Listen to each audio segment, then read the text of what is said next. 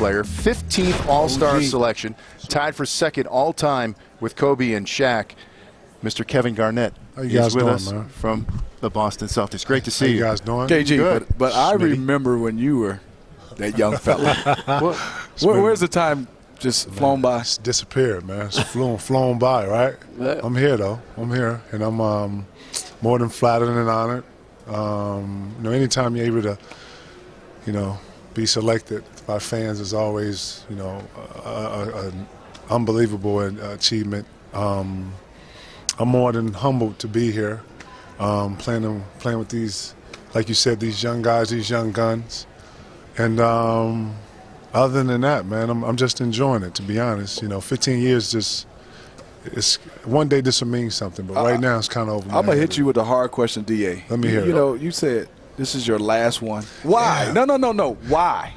You're still in great shape. You're still playing at a high level. Right. Why? Why will this be your last one? Smitty, I said that in context of someone asked me something about next year. And I answered the question in the terms of I don't expect anything given. I can't say that I'm going to be an all-star next year. I didn't say that I wasn't going to play like one. But to say to have an ego or to be boisterous to the point where you're anticipating something that hasn't happened, no.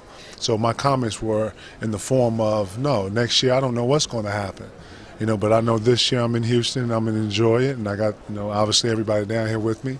But to sit up there and make that kind of assumption when the league is getting better, the younger guys are getting better, I wasn't going to do that. I know you say that you take this thing sort of piece by piece, and you're not looking at the bigger picture, but you'll be 37 in May. Thank you for reminding me. I appreciate that. You're hating right you're now. Young. No, it's very young compared to some of the people here on the set. It's all good. And my point is to be a part of this at that edge. That says a lot about you, how you take care of yourself, and how you have been a consistent performer. Well, you know what? Knock on wood. I've been blessed with some decent genes. Thanks, Mom. Thanks, Dad. But at the same time, I take care of myself.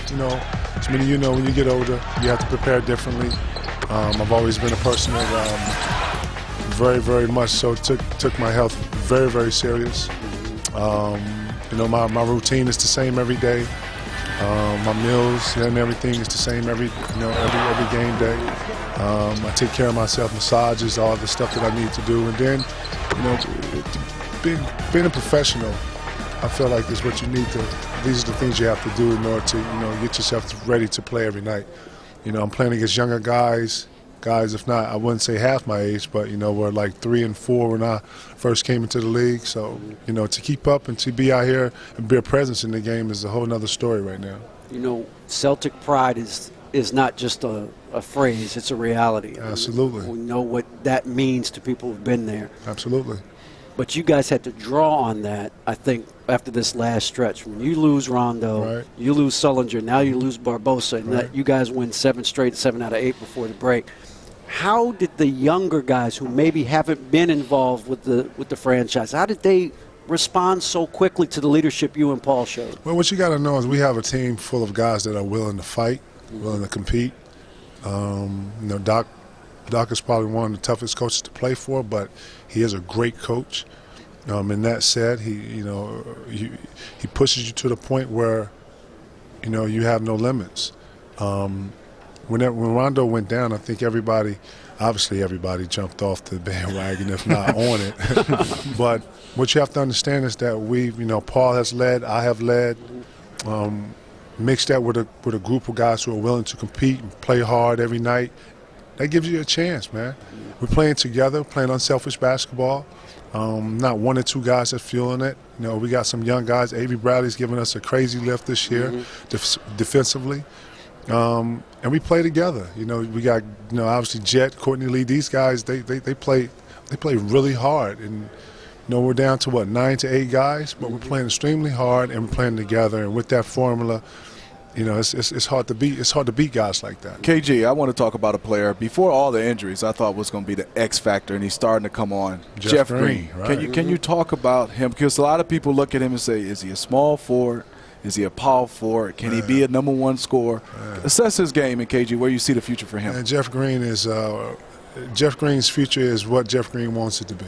He has the talent, he has the ability, He has the confidence. Obviously you want to point at the word consistency, but he's still young, and I don't think people give him that credit or give him that of being young. You don't come into a real prime player until you're a little older. He's been through some crazy experiences, out dealing with his health and stuff, but the way he's fought back, the way he's, the way he's fought back with vengeance and came back with a focus, man, it's unbelievable, man. You see him, but Jeff is anything you want him to be. If you want him to play point guard, I really feel like he can do that. He can go out 1 through 4. He's very versatile, explosive, and we haven't even seen the best of Jeff Green. So I think as he gets better, man, he's going to be unbelievable. And remember I said that. KG, before we let you go, do you see this core staying together? Do you see changes with this team? There's been a lot of talk about revamping, redoing.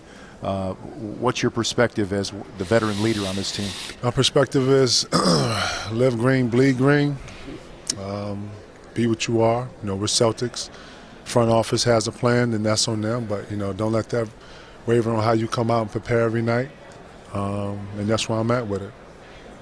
So you think this team, this core, can go in there and make a run in the playoffs, or at least, get yourself in there? I like our chances. Okay. I'm not going to sit up here and say that, I'm going to ever, bet against us. I'm not doing that because I know what I have in there. But obviously, the East Coast and Eastern Conference is not a cupcake, nor anything in the league is. But, I'm willing to fight with these guys every night, and that's what it is. Kevin, it's always great to see you, really. You know what, KG? Thank you for stopping by. You're OG.